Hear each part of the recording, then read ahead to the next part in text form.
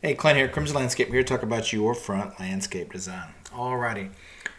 So this design is intended to kind of look like it would look day one. It's never quite to scale accurately.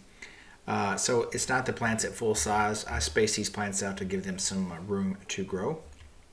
That's why they are the way they are. We're not trying to get everything to grow together. We're just trying to make sure everything fits, and as it grows long term, it's nice and healthy and great spacing.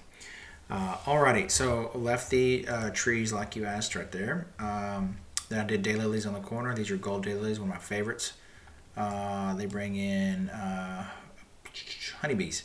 Rose creekabilias here. Then this is a autumn sage. This will bring in hummingbirds. A different form of daylily in front here. This is going to be an orange or red color. I really like daylilies for your application against this brick. There's some other plants we can go with, like some um, sorry, I drawn a blank. Daisies we can go with, but daisies require more maintenance. Daylilies is just an easier plant to maintain. In the back there, I wanted something thick and full in a grass form behind this tree to give it some green density, so I did giant liripe. This Japanese maple will stay. Over here, I did two dwarf Yopon hollies. I wanted something evergreen, so as other things that have color die back in the winter, you have a couple of evergreen plants. I would go with the 7-gallon version of these two, just because they're nice and big and full. The 3-gallon comes a little small. Repeated the autumn sage because I really want to bring in some of those hummingbirds. Back here is this is an African iris bicolor. I'm assuming it's going to be in stock. We sell quite a few of them. And this is a Texas sage, which is a beautiful purple flowering plant. Then this is just a variegated sedge in the front here. It gets nice, big, and full, easy to maintain. So you can have that fluffy pop of color. And I didn't want this area to be over dense with plant material just because you have that infrastructure that runs through there. All right. The left side over here, this is an Oregon grape mahonia. In the back here, I have wood ferns, like would be common in a rainforest. Like if you go to Washington State or California, you have those wood ferns that do really good. And these are a couple of variegated hostas. When we install the variegated hostas today, it's just going to be a bulb, and here in about a month, they'll pop up and look absolutely gorgeous. Your beds are quite thin, so we can't cram too many plants in there. Then variegated liripe in the corner. This corner is not exactly right. It's just kind of the way it's shaped. I would do steel edge. I don't think I would go back with the block. I wouldn't spend the money on it. I would do a simple steel edge that rusts a natural patina color to emphasize your plants.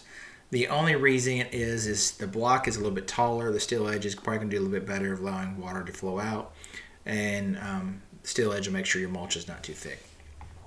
Okay, from a plant perspective, from an installation perspective, the hardest part of your project is going to be the demo.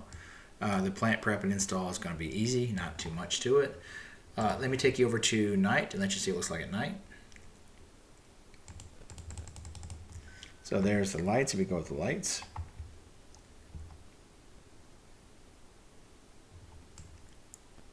There you go. Love the lights. These are color changing lights. You can go out there and change them to red, white, and blue or whatever you want if you decide to go with those. There's a white lens version, but we prefer the fancier version. Let me go back to daytime. Then over here is that privacy fence. It's quite big. Probably what I would do with this is we wouldn't build a cedar privacy fence. I would subcontract it anyway. So there's really no use me subcontracting in this instant. We're not adding a lot of value. So I'd probably just have my subcontractor just link out to you once he's finishing another couple big projects. And if you want to do the fence like we talked about, or the privacy section, he can do that for you. He does great work. Other option is we can do an aluminum fence as well. And I'll send you a link to the aluminum fence place. The aluminum fences are going to be expensive. Either way, this is going to be a $3,000-$4,000 solution. My guess is probably what it's going to cost, no matter what you do, just because what your goal is. Awesome. Okay, landscape. I'm terrible at guessing budgetary and everything. Like I talked about yesterday, I would say based on demo and everything, I would venture to guess somewhere between 8 and 10 is my guess. I would demo taking up a huge portion of it.